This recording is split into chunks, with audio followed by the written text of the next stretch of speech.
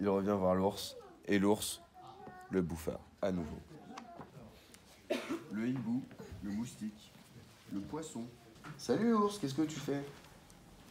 Je lis. Une ville envoyait vers le ciel des fumées bleutées. Pourtant, les soirs d'été,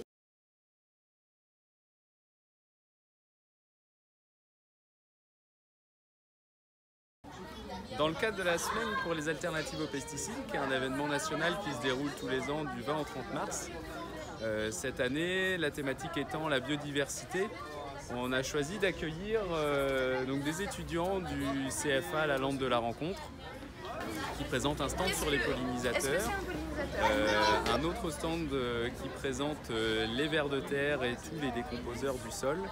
Et puis comme tous les ans depuis 2 années maintenant, on reçoit aussi la caravane main verte, donc qui est un outil développé par le pays de Fougères et qui présente toutes les techniques de jardinage au naturel. Pour ceux qui ne pouvaient pas se déplacer, ils ont pu participer aussi en nous proposant des petites affichettes avec des slogans sur des techniques de jardinage au naturel. Sur notre atelier, nous, on présente un petit peu le rôle des petits animaux au jardin. On a pensé pendant très longtemps que beaucoup d'animaux sauvages étaient dérangeants pour le jardinier et en fait, on se rend compte que la plupart sont utiles et auxiliaires, qui aident le jardinier à régler pas mal de ces petits problèmes d'invasion d'insectes. Du stand aujourd'hui, c'est de sensibiliser un peu les habitants de Saint-Aubin à la biodiversité des sols. Donc on a un atelier sur les vers de terre et aussi sur la faune du sol. Donc on a ramené un peu le sol, ils peuvent chercher des cloportes, tout ça. Et on essaie de mobiliser du monde pour trouver des jardiniers chez qui on pourra aller faire des observations de vers de terre pour avoir une idée des espèces qui sont présentes dans les jardins de Saint-Aubin-du-Cormier.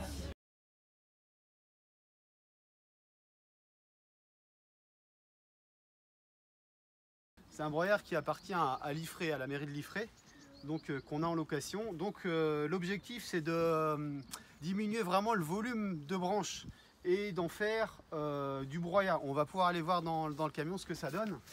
Ça réduit le volume à peu près de 7. Donc on vient avec un gros tas de branches et on récupère le broyat qu'on peut ensuite mettre dans les massifs.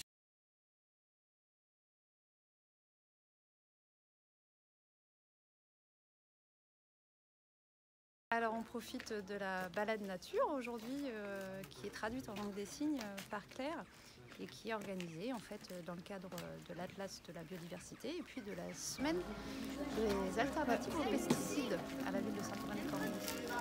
Une des alternatives qui est testée depuis 3 ans à Saint-Aubin-du-Cormier, c'est le fleurissement de pieds de mur. Alors ici on va voir qu'il y a des oiseaux qui ont particulièrement beaucoup de couleurs. Bon là, pas forcément là.